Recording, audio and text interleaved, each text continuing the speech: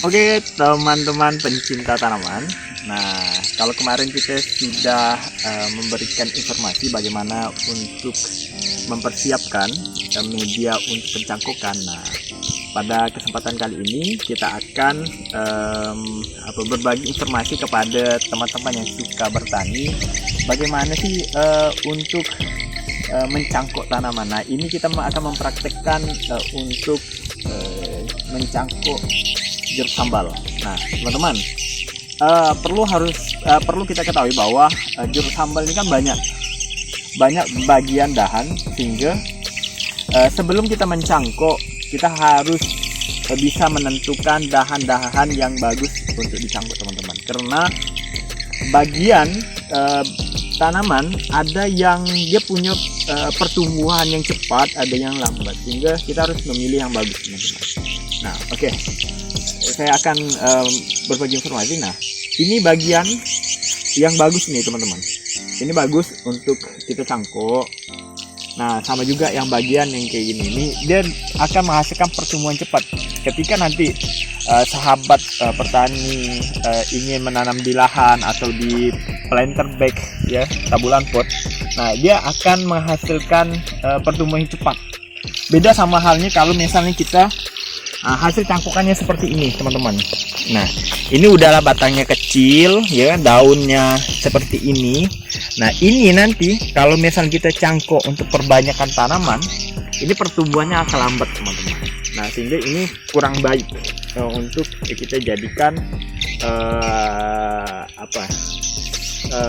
batang cangkokan untuk perbanyakan tanaman. Oke, teman-teman, kita lanjut. Kita pilih batang tanaman. Nah,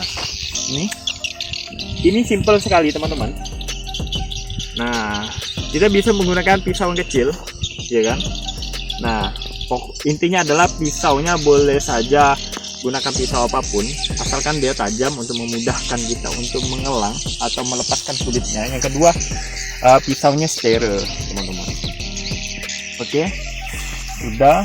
Nah, kita ini tinggal ini dikelilingi, teman-teman. Oke. Nanti kita kerat. Nah, lebarnya sama, kurang lebih selebar telunjuk. Jangan terlalu lebar, teman-teman. Kalau yang biasa saya lakukan adalah tidak terlalu lebar, karena akarnya yang ada keluar dari bagian atasnya, teman-teman. Jadi tidak perlu besar-besar. Nah, tinggal kita kelupas karena kita udah ini kan. Oke, teman-teman. Oh, masih ada yang ini. Masih putus kulitnya. Oke. Sangat mudah sekali, teman-teman. Nah, bedanya juga, teman-teman, kalau misalnya kita menggunakan dahan yang masih muda, dia untuk kulit luar sama batangnya mudah untuk lepas, teman-teman. Nah, tanpa ada misalkan. Kalau kita gunakan batang yang sudah tua seperti ini, nah kadang kulit luar sama batangnya menyatu, teman-teman. Jadi untuk melepasnya sulit. Tapi dia masih bisa tumbuh ketika kita cangkok.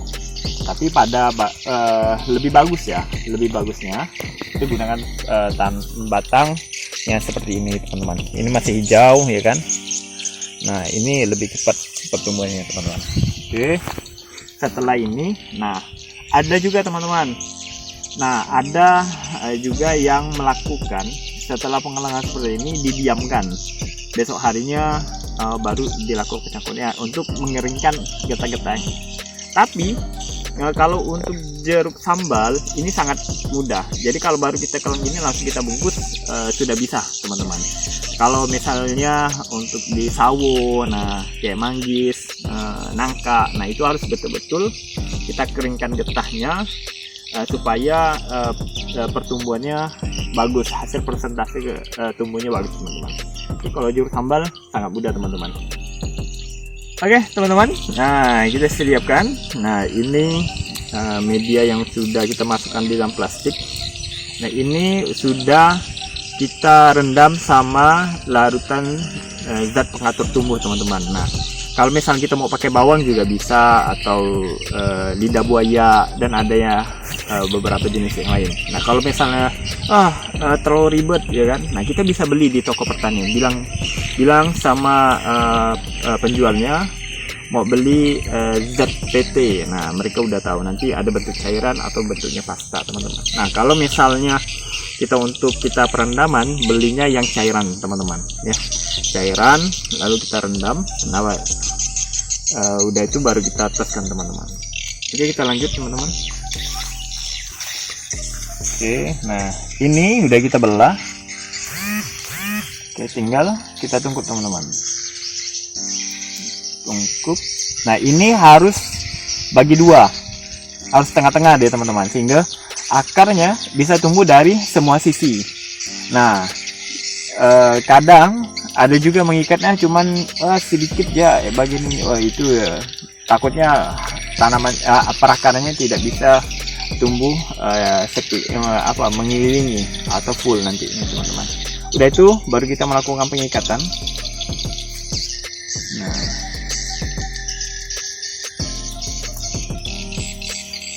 oke, kita ikat atas bawah, teman-teman.